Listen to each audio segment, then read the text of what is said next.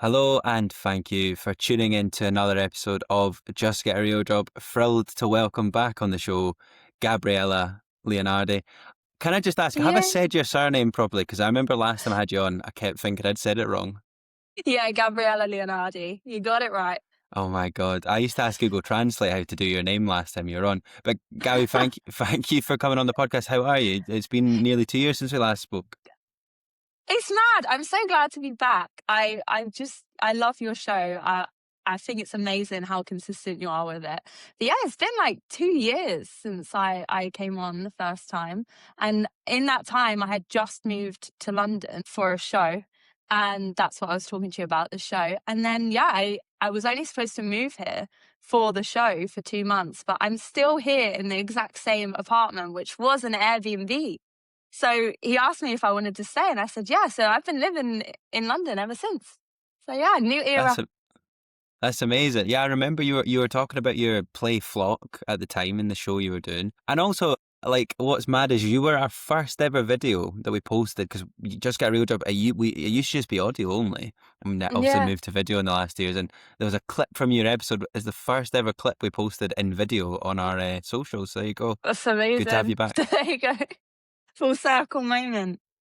Love No, it. yeah, well, I mean, we both, it's mad as well in the last 2 years. We've both been on different journeys, doing different things and things as well. And you've, of Yeah. course, kind of now moved more into filmmaking and writing, but you're obviously also an actor and you do some modelling. And I think last time you stressed a lot that you also are a very proud dog sitter as well. But do you want to reintroduce yourself for the listeners? Yeah. So I am still a dog sitter. I love my dogs that I look after. But yeah, I've been an actor for years. I used to be a full-time model back in the day, especially when I was studying at drama school. But yeah, I think the past 3 years, I really got into screenwriting. My writing journey started as poetry in lockdown, and I published a couple of books called The Art of a Damaged Soul, Volume 1 and Volume 2. But then when I was writing the poetry books, I was like, wow, I just love, love, love, love writing. It's something I always wanted to do, never thought I'd be able to do because, I didn't study it. I missed a lot of school growing up for countless reasons. So I was like, oh, it's probably not something that I'm smart enough to do. But yeah, just became obsessed with screenwriting. And then the past year, I realized that when I'm writing my scripts, I'm writing very much from a director's perspective. I didn't realize that at first, but everyone I sent my scripts to, everyone that my agent sent my scripts to, they were like, she writes really as a director. She's got a director's eye. And I thought, oh, I mean, it's something I always wanted to do, never thought I'd be able to do, but I thought, what, I'm just going to go for it because I do think in that way, very visually. So yeah, No, it's really, exciting times. yeah, no, it's cool. It's so cool that you've sort of moved into that more into that space. Because I know before you had Rent, you'd done some short films and things as well, and I believe you're also sort of in pre-production for a film right now. So your brain must be a bit Yeah. mad. Yeah, so I've been acting in short films for years. I mean, last year I had a really busy year. I think I was in 20 short films as an actor, and I really, really enjoyed it. It was great fun because living in London, it opens a few more opportunities because the industry has no money right now. So a lot of briefs say, London based, and I don't have much family or anything. So it's not like I had someone in London that I could stay with. So I'm glad that I moved here. But yeah, I guess right, yeah, writing and making my own ones just give me this thrill that, and I'm just so excited. But I made my debut short film in November called The Mirror That Consumes You, and that was about body dysmorphia. And I was really lucky to have such an amazing team that wanted to work on it completely for free because I had no money, like literally £0, being a full-time creative, living in London, high rent, it's difficult. And I was really lucky to have Sheridan Smith be in the film as the doctor, Whoa. which was just phenomenal. And she worked for free. And I'm just so eternally grateful for her believing in me and wanting to be involved. And then, yeah, pre-production for my second short film, which is filming this month, so end of June. And it's being used as a proof of concept for a big, large-scale feature film idea that I have. But I want to make it to prove that I can do it, and also what the visual idea is, and my mind works in weird ways. So I was like, I'm going to make something to show them the vision, and yeah, exciting. No, it's really exciting. How did you manage to get Sheridan Smith, who is famously in everything, to like be I like have know. time to? It's amazing. So Sheridan started following me on Instagram. Gosh, I think it might have been like 3 years ago now, maybe. Yeah, I think probably about 3 years ago. And she had read like some of my poetry from my poetry books, and she's been following my journey. And then I actually wrote a sitcom that my agent at the time, I've changed agents since then, but my agent at the time sent out this sitcom to lots of production companies and studios to try and obviously get it optioned or greenlit. And I had in mind Sheridan to play my mum in it, like a very funny character. I just kind of felt like she was perfect for it. And I actually messaged her directly because I feel like in this industry, you can't wait for things to come to you. You have to just go for it. So I was like, right, I'm going straight to the source here. Like, if I want her in it, I need to like message her. Messaged her. Unfortunately, the project didn't get greenlit or optioned, but we stayed in touch. And then she's been following me, and she was like, you know, what you up to? She really champions, you know, these new creatives that are coming out. You know, she was one herself. You know, you're not just born and in a role. Like, she had to work hard growing up to get her debut thing. So she really, really like just loves champion new writers, new directors, especially females. And then, yeah, I said to her, I've got this short film idea. And she was like, do you need anything? And I said, can you be the doctor in it? I can't pay you. I have no money. And she didn't even need any persuading. She just said, yeah, absolutely. And she was so busy in her West End show, Woman in Mind. She was so, so, so, so busy. And she still did it. Amazing. It's Yeah. incredible how like helpful it can be when people who have sort of made their own career just hold the ladders down for the next group. It's Yeah. vital. No, this It, is amazing. It's really nice. and it just gives you that, like, you know, it's such a hard industry. I've had, since trying to be a filmmaker and, you know, like writing and directing, it's been even more of a roller coaster and even more setbacks than my acting. I thought acting was bad with like the rejection, but this is a different level, I find. And so it's just really beautiful when you meet someone that's made an amazing career of themselves and they believe in you. It just really helps you think, okay, my voice and what I'm doing is right, and it will be right for someone, you know. Someone will see the beauty in it and take a risk. So yeah, it's nice. Yeah, I mean, that's interesting because I think often I described this industry. I didn't come up with this, but I heard somebody talk about it like this. And I think it's the best description ever. But it's like snakes and ladders in your career. You get a sort Oh, of high, and then you sort of go back down. You might get a job for a bit. And we spoke last yeah. time you were on all about how you sort of dealt with rejection, especially as an actor. But how does that, you sort of touched on there, but what is the sort of difference between being rejected as a maybe writer or filmmaker? Yeah. Because it's a different part of yourself you're given. Are they both, is it kind of similar? Has been rejected so much as an actor, giving you that resilience that's kind of helping? It's definitely given me a resilience to, you know, deal with rejection and just kind of like laugh and sometimes cry, you know, if you really want something, cry your way through it.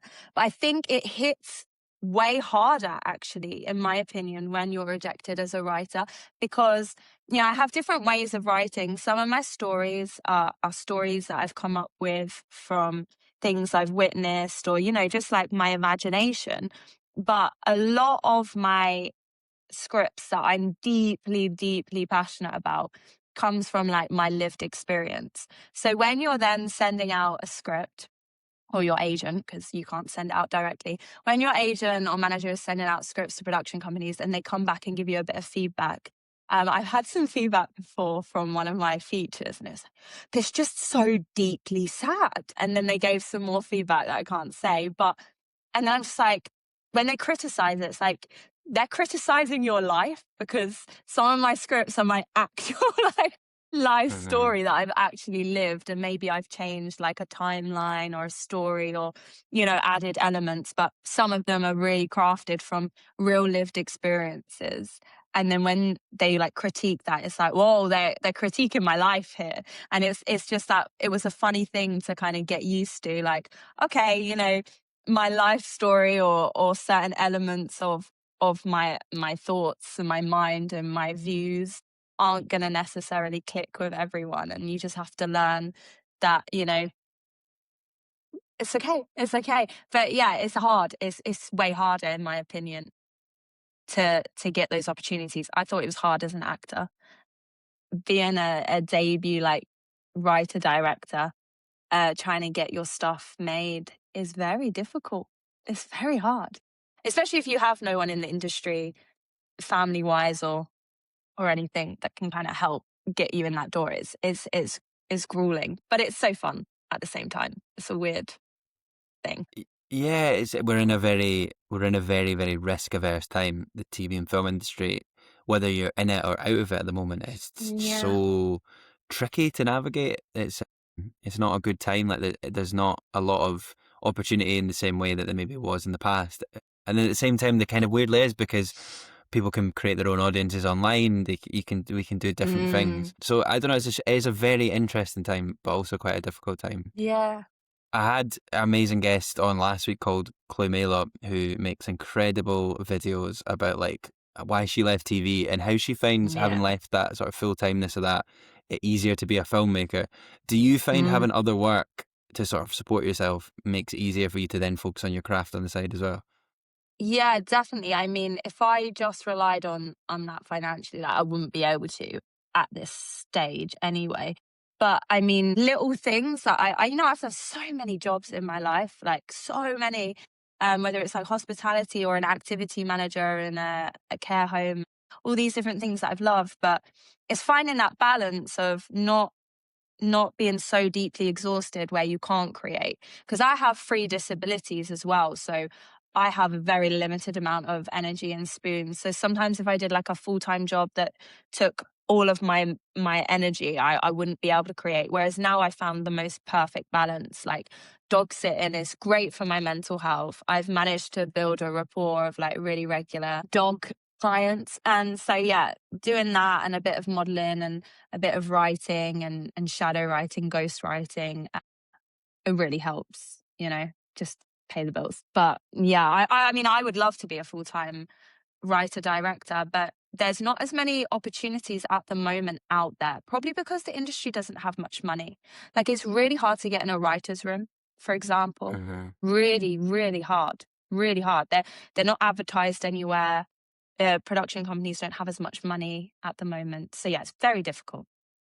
Yeah, I mean, it's interesting because I've obviously seen that from writers as well as a script editor. I'm at sort of day jobs and things, and and one of the big issues I think as well, and I know if mediums change, and I get why like not as many people watch things like continuing drama, but when there was more Mhm. continuing dramas on screen, that gave a lot of new writers or not Yeah. even new writers, people who are at a mid level of writing. It gave them an opportunity to get a credit on screen and get that experience writing for like a show. So Yeah. I think in general, it's not just about continuing dramas, but the TV and film industry needs more lower budget shows and probably even mid budget 100%. shows just to give writers those Yeah. opportunities so you can get people in a writer's room, you can get people making stuff and not just have Yeah. somebody working on a project in development that no one ever even hears about or knows about.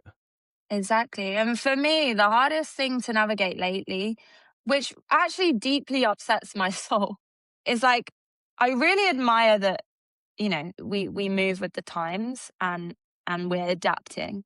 But for example, there's this big thing about vertical dramas lately Uh, because people have shorter attention span. So people want to just scroll and then be captivated within 2 minutes. I really value, like, obviously, create an art to fit the different times we're living in. And, my manager, like my writing and directing manager, I've got a new one recently. She was like, Gabby, you're a really strong writer. Maybe you should write for vertical drama. Part of me is like, yeah, that's a great idea, to get my stories out there. I want my stories to reach a wide audience. But then there's a huge part of me that just really doesn't want to do that because from someone that's become so introverted in the past 5, 6 years, who was never that introverted, never had that much anxiety, because of social media and because of phone, part of me just really doesn't want to write for a vertical drama because I want to keep the cinemas alive. Like, cinema is the time for me where I feel most connected to people. And I want to watch films with a group of strangers. I want to go out my house and experience something. And obviously, vertical dramas are like up and coming and these massive things. And it's great that, art and people's stories are reaching all these different generations and it's very accessible because I always say theatre wasn't accessible for me as a kid, and that really bothered me. So like there's pros and cons to both, but then part of me is just like, we can't just that can't just be it. We can't just be stuck to our phones all the time, so isolated. Like, so yeah, I'm in this weird point at the moment where it's like, do I move with the times, or do I stick to my heart and say, oh, I really want to write for cinema. I really like that environment means so much to me. So yeah, it's weird. It's a weird thing right now. The industry's in such a weird breaking point, you know? Big studios now like Sky are doing their own vertical dramas. So it's a weird time. Very weird, especially as a debut filmmaker as well. It's a really weird space to navigate, you know? Yeah. Yeah, no, the vertical drama thing is interesting. I don't think it'll replace TV, cinema. I think it'll be its own thing. Personally, it's not what I like.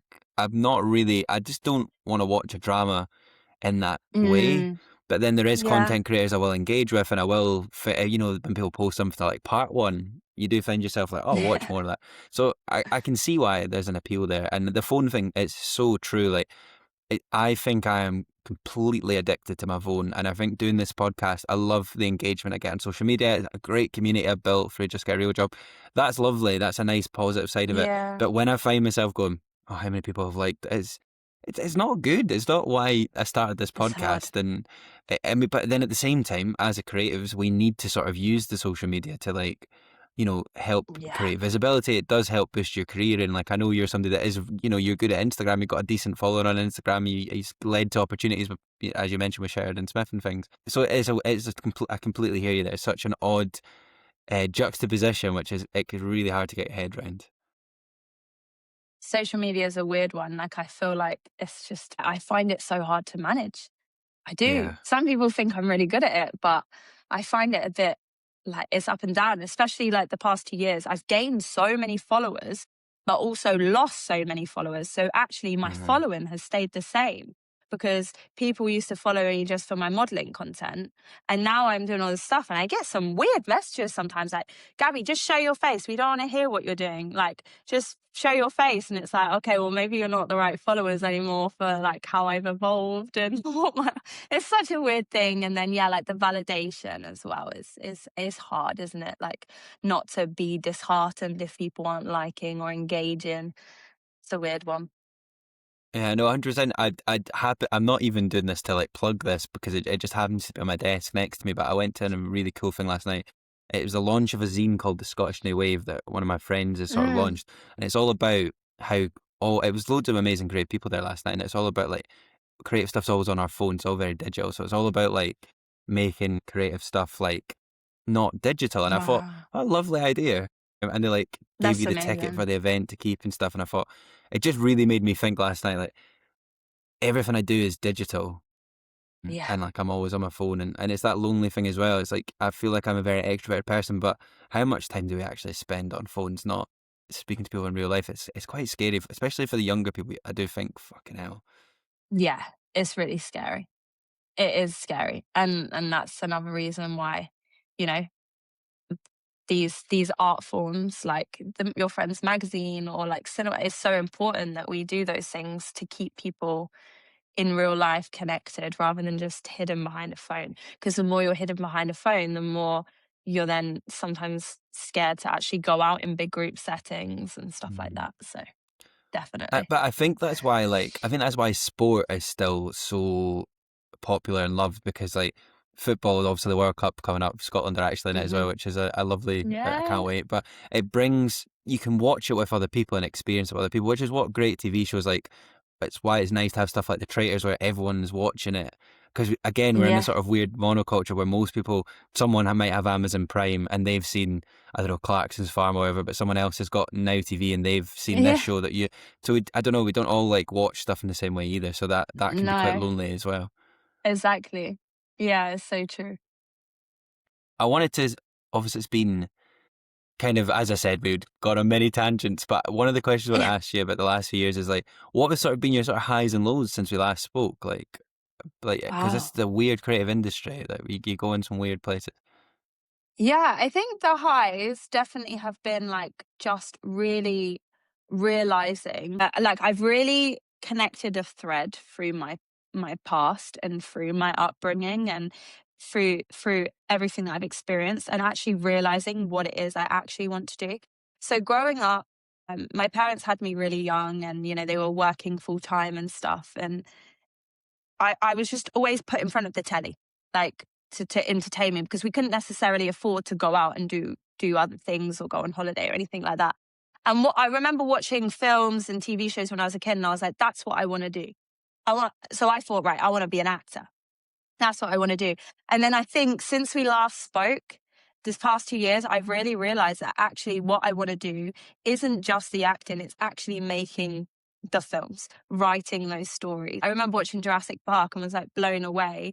And I was like, that's what I want to do. And then I've realized like, no, actually, it's not just being an actor in it, it's creating worlds and creating stories and bringing like my own writing to life. So that's been like an absolute really like beautiful thing to realize, like, oh, okay, like this is act, because I always felt in acting I loved it, and maybe it was because I wasn't getting the sort of roles I wanted and was being very like put in a box that maybe I felt not completely fulfilled. And then just starting writing and stuff, I've never felt genuinely as content, even if I'm not making any money from it. I have so many scripts on my laptop that haven't seen the light of day, but just writing them just makes me feel like that this is actually what I'm supposed to be doing. But then the setbacks, I guess, have been trying to get these stories to an audience. And obviously, you need money to make things for a larger scale, like for TV and stuff like that. You need the people to say yes to get you on it. YouTube's great because you've got all these YouTube filmmakers that are doing stuff, which is amazing. But, if I'm trying to get my script into a cinema, because cinema is what I adore, you need money, and you need someone to take a risk on you. You need someone to say, okay, she's got no credits, but her story is amazing and she's going to prove to us that we can do it. So that's been a big setback. And I also think my granddad, who, he was my like father figure, as well as my granddad, as well as my best friend, as well as my biggest inspiration. He died really suddenly in December, like so unexpectedly. And it's just thrown so much in the air. But weirdly, some people are like, is it setting you back? But for some weird reason, it's actually like since he's passed, I've never been more determined to make my stuff. So in a way, it's like a bit of a both, like emotionally a setback, but then with my career, probably a rocket fuel forward. So yeah, that's been interesting as well the past 6 months. Mm. Tell us about your granddad.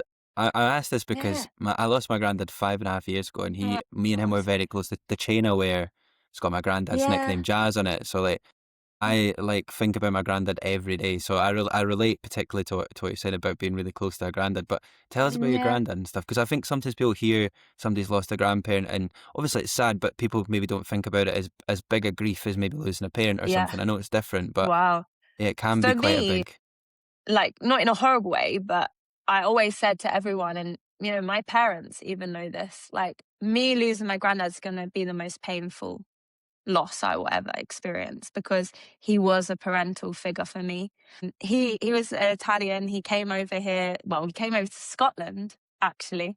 He came over to Scotland when he was really young, when he was like 15. Worked in a fish and chip shop in Lockerbie, Amazing.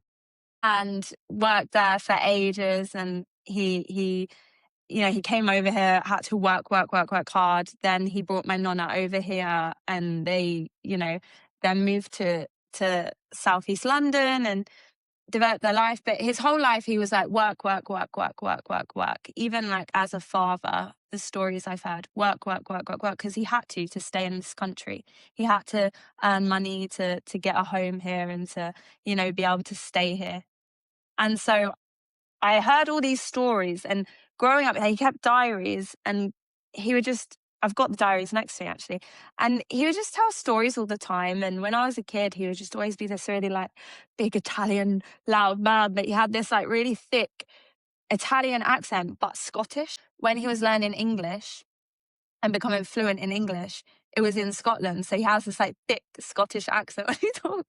So yeah, it's beautiful. But yeah, he was just such a storyteller, but he never got the opportunity to tell his stories through like film, which is something that he always said to me, oh, I wish I was able to do that. And we were actually writing a script together called Everything Happens to Bruno, which is about his life. And unfortunately, he died before I even got to write the actual script. We were doing lots of development together, but he knows I will finish it for him. But yeah, he's just a very hardworking man and very friendly. And everywhere he went, he just brought like this community together. Like he just brought people together through him telling silly stories, and people were never sure what was real and what was actually a story that he had experienced. But he loved that. He was like, some people would be like, stop lying, Bruno. And he's like, I'm not lying, I'm telling a story. And I just love that. It's like, yeah, he's storytelling, but he's always weaving in like real things with his actual life in with storytelling. And I think I've got that from him, because my stories, people that know me will be like, but that happened to you, but that didn't. And I'm like, yeah, well, it's a combination of everything, you know? Yeah, it's fun. Yeah. Oh no. Well, thank you for talking about your granddad. I Yeah. think it's always love. I honestly love. A lot of people, some people think maybe like it's people don't want to talk about someone they lost, but I love talking about It's great. all the stories my granddad told me and just about it. You know, it keeps their memory alive as well. So Yeah, I appreciate it. I remember you actually spoke exactly. about your grandparents on the last podcast we did together as well. So Yeah, I yeah, probably would have. Yeah, I think it's beautiful that both our grandparents are like, you're from Scotland, and it's just a yeah. great Well, my like granddad also correlation. had a bit of Italian heritage. So I think his No mum was called way. Isabella. So that's why I tan quite well when I go on holiday. I'm not one of those Really? Scottish people that burns. I get an okay There you tan because I've go. got These some distant Italian Italian. Scottish people Yeah, creating wonderful creative people, you know? yeah, no, for sure. Gabby, I wanted to also talk to you because you actually sent me a really interesting voice note. You're just chatting to me about your sort of Mm. thoughts on film and stuff. But there's been like quite a lot of indie films coming out recently in interesting ways. I mean, in the UK, we'd had things like Scrapper. I now completely blank the director's name, but Yeah, she's very good at. Charlotte Reagan. Yeah, and Yeah. she's just made a new show called Phenomenal. Mint as well. Yeah. Yeah, and there's loads of like indie films coming out, and there's been quite a few ones from American filmmakers recently. I think is one of them called Tunnels or something. I Yeah, completely blank. Backrooms. Backrooms. Backrooms How and have I got also a tunnel? How? Obsession. Yes, Well, that's because there is quite tunnely, yeah. yeah. I haven't Yeah, seen either yet, it's but yeah. I'm seeing both today. I'm going to the Oh, cinema amazing. to watch Backrooms and Obsession. I'm doing a back to back. It's amazing. So yeah, it's amazing how people are not waiting for something to land on their lap, because that doesn't work. And I really admire these filmmakers that.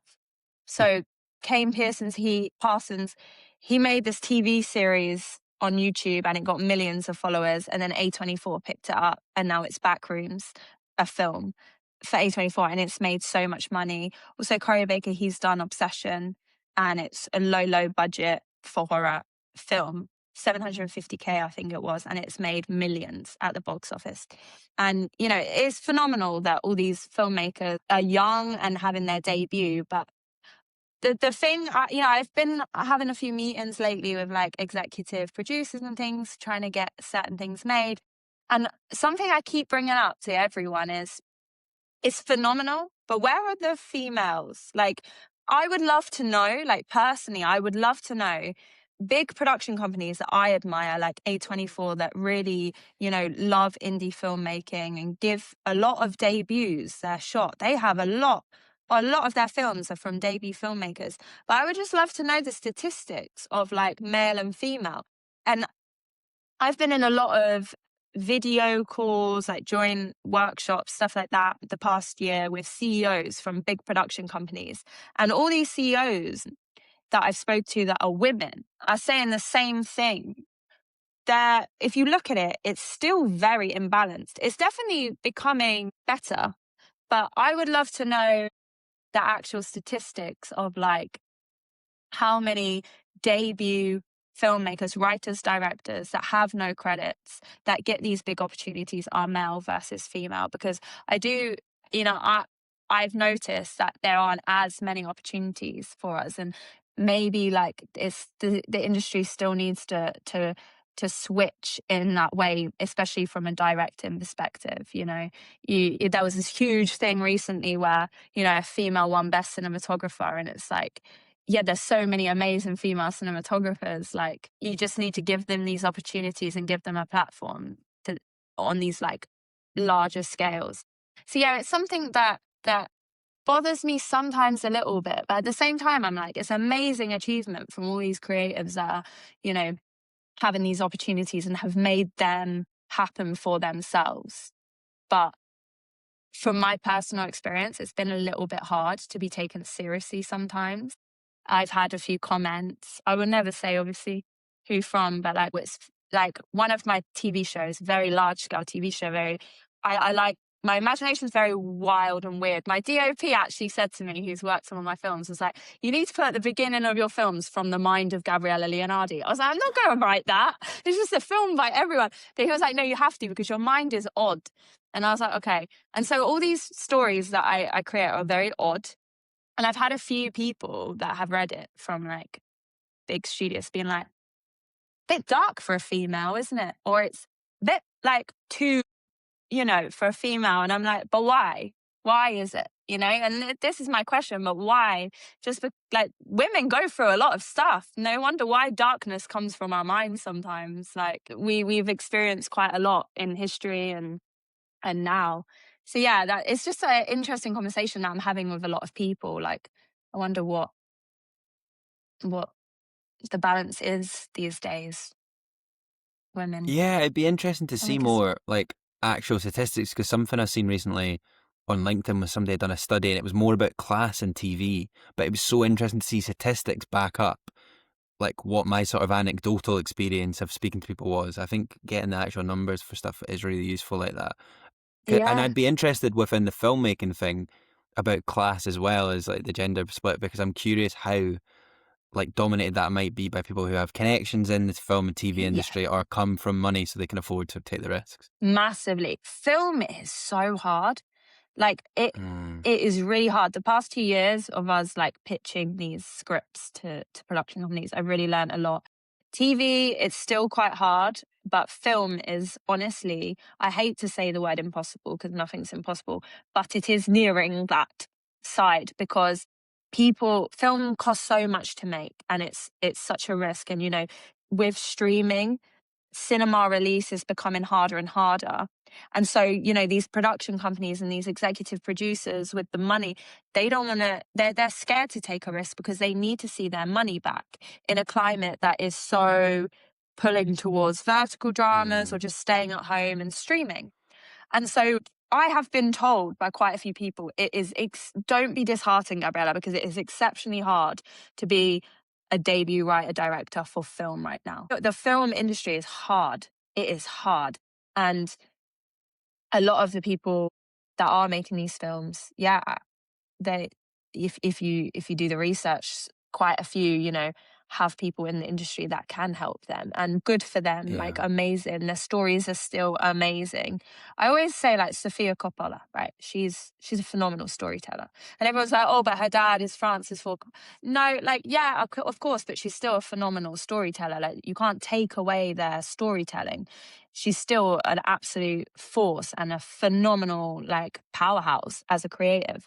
But of course, her way in was easier because of who her dad was. Amazing. But I mean, her storytelling's still phenomenal. But yeah, for people that don't have that, how do we get, how do we show our phenomenal stories? Like, how do we do that? How do we navigate that in an industry that's going through a lot of struggles right now? Yeah, but even if you think about how many indie films actually came out of the UK, like last year, I don't have the number, but surely can't be that many, really. Yeah, like that come to mind. Like we're not even making, like it's so, because it's not even about making the film. You can maybe get the money to get a film made, but then you have Yeah, to, how do you distribute it without like a backer as well? That's another huge issue this is that it. a lot of people don't know about. This is the thing. I mean, I know tons of people that are making films in my like pool of people that I obviously have access to through networking and stuff. And I know so many people who's making indie films, but where do you see them? Because They're making it with very little money. They're not going to the production houses because no one's picking it up. So they're like, right, I'm just going to write my own stuff. My friend recently made a film. He was like, I have to make my feature before I'm 30. I was like, good for you. Like, go for it. But he was like, but I can't wait. I can't keep waiting for someone to give me the opportunity. So I'm just going to make it. Great. But then you have to find distribution. And it's so hard because there's so many of us now making our own work. Even actors are doing it. You have to make your own work because, again, the lack of stuff being made means less roles, more people want the roles. So yeah, but it's just impossible to get access for people to view your work. And this is what I get upset about sometimes. I'm like, of all these stories that I desperately want to make, and I am making them myself with creatives that are giving me their time and really amazing talents for free. I feel awful I can't pay them, but we're all doing it for the love of the story, the love of storytelling. But then it's like, oh, it's such a shame that more people can't have access to that. And then, yeah, you can Yeah. put it on YouTube, amazing. But also, it's like, I love cinema and I want people to go to the cinema more. So again, it's just a constant like roller coaster and a pull and tug of you know all of this stuff. Yeah, and even like the filmmakers that get things made because they get millions of views on YouTube, they're that's like an except. I don't think that's the norm either. That's like exception, I think. So I Yeah, think it's a great thing to be inspired by, but I think it's, I don't think people in positions of influence who can help get more funding should be like, well, just do that, because that's not like a exactly. guaranteed how to have a hit. You could have a great film that no one watches. It's not because your film isn't good always. It's just sometimes about you've not got it to in front of the right people. Exactly. And it's so hard. People are like, oh, just put all this time and energy into social media. But again, the algorithm, you're not in control of the algorithm. You can try all these tricks that you hear people talk about. It might not work for you. The algorithm is really odd and it's shifting constantly. And so again, you can put all your time and energy and posting your wonderful content on social media. People still might not see it. So yeah, it's very difficult. It's very difficult.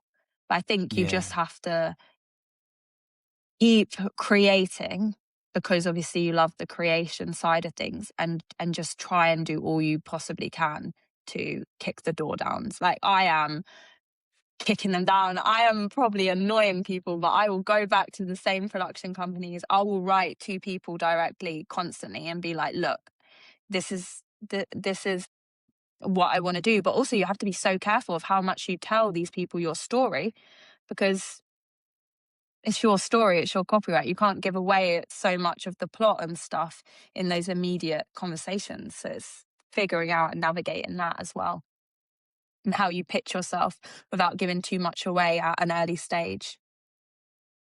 No, 100%. But I think something that is quite undervalued without being, persistence is great. Obviously, without being too like, it's a balance because you don't also harass people. But I think Oh following no, up of if somebody course. doesn't reply to an email can be so important because it's people are so Yeah. busy that they don't see. I think a lot of people send one email and they go, "Oh, I don't want to bother." I'm really bad for this. So I hate feeling like I'm bothering people when I'm trying to get guests or whatever it might be. Yeah. But it's sometimes just sending another email and going, "Hey, sorry, it's been a few weeks. I don't know if you saw my first email. I know you're really busy, but Yeah. I would love to talk." Like that can often get your reply more than the Yeah. first email.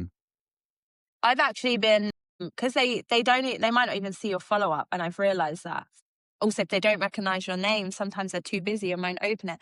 But what I've been doing recently is I've been handwriting letters and sending them to Mm. production company. And again, they might not even, that might not land on the desk of the right person that needs to see it. But at least I know that I'm doing absolutely everything I can to get the people that I believe would love that, like the right, because also it's not about just getting your stuff made. The right people have to make it. They have to believe in your voice.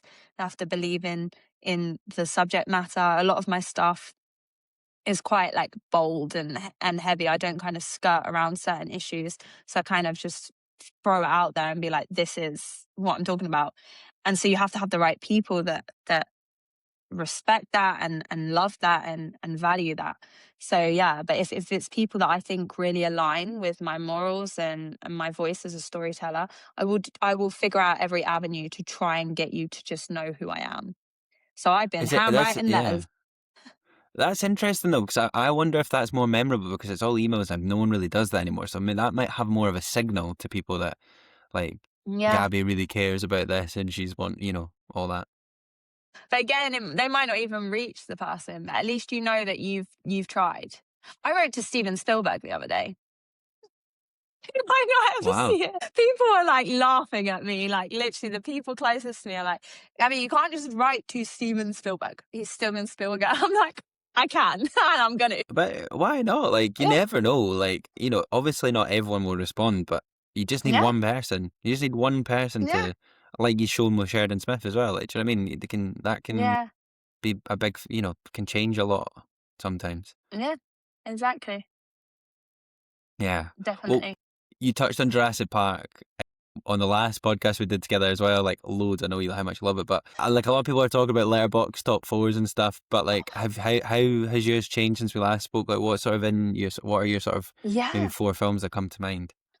So basically, it's so weird because I used to be obsessed with horror. And I think it's also because everyone always growing up said, oh, you have a great face for horror, Gabriella. I'm probably because I'm pale with dark hair. I don't know. So I became like obsessed with horror. But lately, I don't actually watch much horror. I'm going for a double whammy of a horror today because I really am just more curious about these wonderful young filmmakers that have made this happen for themselves. But I'm obsessed at the minute, and maybe it's because I'm grieving, maybe it's because of what's happening in the world, but I'm obsessed with like films that have this like magic and this like just pure escapism. So Jurassic Park's always in my top four. It will never leave. It will never ever leave. E.T. is back in there. I've watched that film quite a few times lately just because it just makes me feel so alive and so like in touch with what actually matters right now.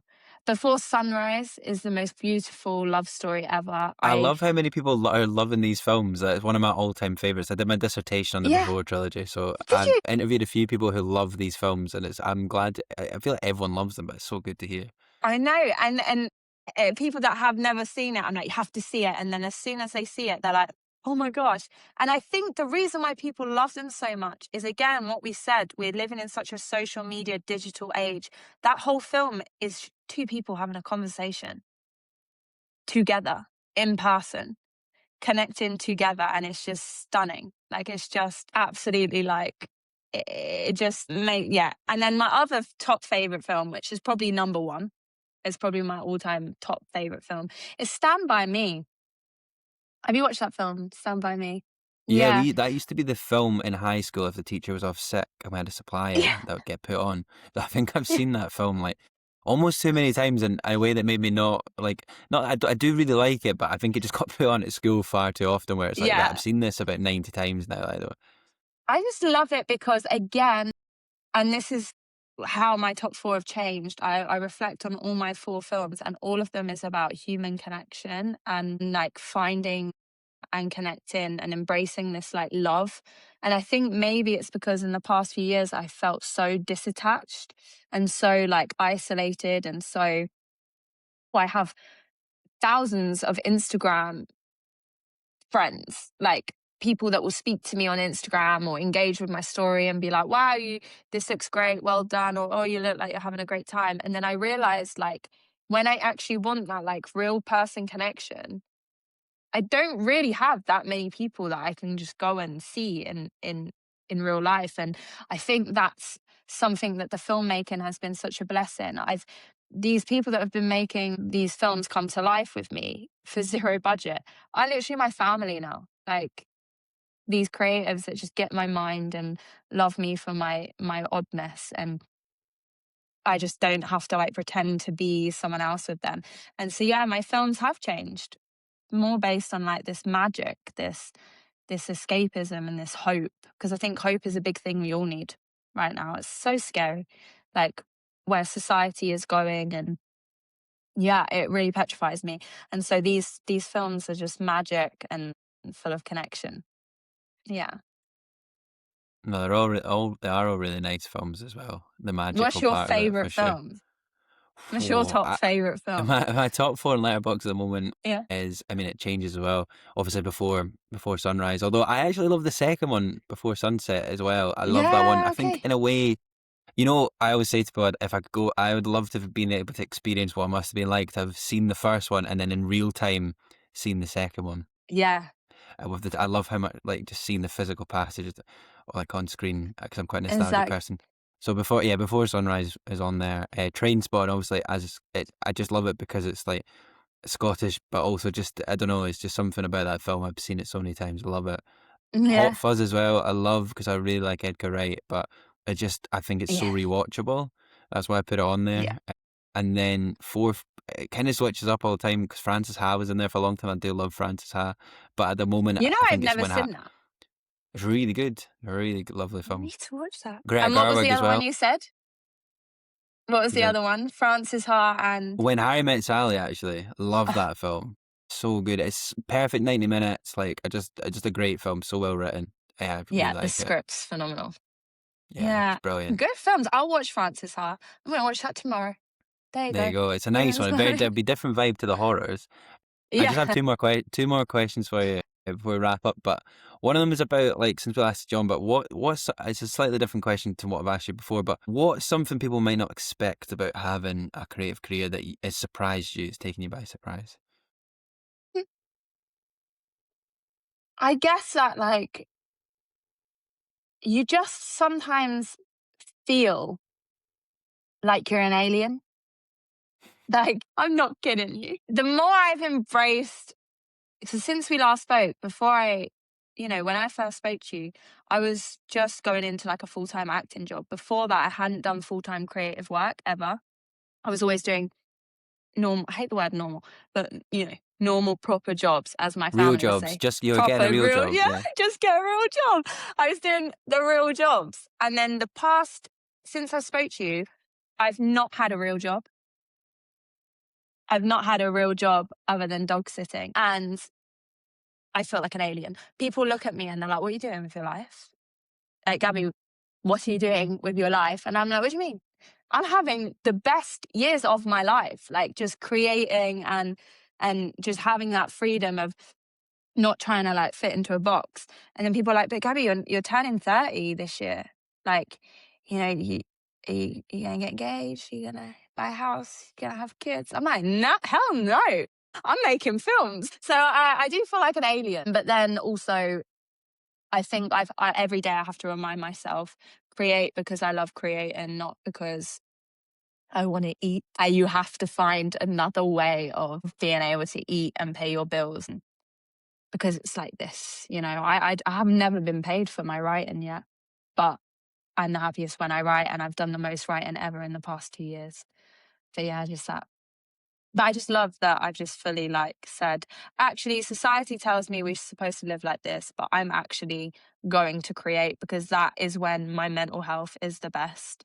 And when I'm physically at my best as well. Like I think because I have disabilities as well, my disabilities really like they're triggered by stress. So if I'm stressed, I'll get really unwell because I have fibromyalgia and ulcerative colitis, and they're both really connected to the gut and stuff. And Mm. so, yeah, I'll just like get really bloated. So, my disabilities have been definitely a bit better as well since I've just decided to live my life being slower, I guess, and just creating rather than feeling like I have to buy a house like everyone else around me that aren't creative.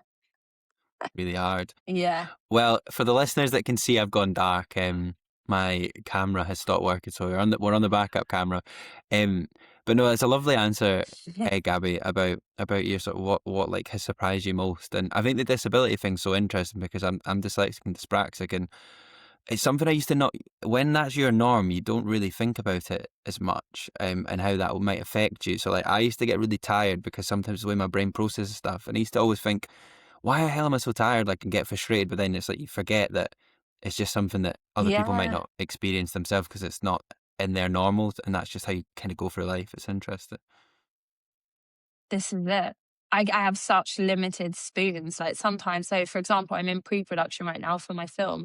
And then some people are like, oh, can we do this? Can we do that? And I'm like, I just don't have any energy. And like, obviously, people that obviously have tons of energy, which is great. that don't have the disabilities don't really understand why even just doing a shot list with my DOP will wipe me out for the day because my brain's just fried. But yeah, I think it's great when you reach a point in your life where you're like, okay, this is my body, this is what I have, this is my mind, my disabilities, and just using it to just become you just sort of align, I guess, and say, but this is who I am, and I've got to work my life around what I am capable of doing and managing that the best you can and making a good life from it, you know? Yeah, no, 100%. Well, last question for you, Gabby. And when we last had you on, I asked you about what your sort of advice to other people would be. But 2 years on, what would your advice now be for anyone that wants to maybe be a writer but also just have a creative career? I think the best thing I've learned over the 2 years is like, don't alter your voice to be marketable. So I've had a few scripts that have been sent out, and people are like, well, this is great, but this is great, but it doesn't fit in this, but it is too bold, but it's too like loud, or oh, but that hasn't been done before. And I think maybe if I said yes to certain things, I probably would have had something made in these 2 years. But I'm really glad actually that I said no, because it altered my voice, and my voice is my voice. And I am storytelling for specific reasons. And I think my advice is sometimes it's better to stay authentic to who you are and to what you want to say and bring into the world, rather than being completely changeable just to get something made. Obviously, compromise is essential, and I'll always compromise and learn from other creatives. And I do that. You know, I changed the script, or I changed something because someone said this, or, this suggestion was made, and that's amazing. But I'm talking about like your actual voice and your morals and your story. Like, stick to that. Don't ever change to be more marketable. I think that's something that's so crucial right now, you know? Voices are silent so much right now, and you have to be so careful what you talk about, but I think tell your story. Tell the stories you wanna tell, and the right people will take risks on you. And if people think it's too bold, or if people think, "Oh, you shouldn't be talking about that," or maybe hone it down, they're not the right people for the story anyway. I think that's a Yeah. lovely place to end on. Thank you so much again for coming back on Just Get Real Joe. It's lovely to have you on for a second time. From the mind of Gabriella Leonardi, there you are. Apparently. Thank you so much for having me on. I really appreciate it. And No, I admire how consistent you are on this. It's phenomenal. I really appreciate it. There's links to all Gabby's work and socials and stuff in the show notes. Thank you everyone for watching. Please subscribe to Just Get Real Job. Thank you.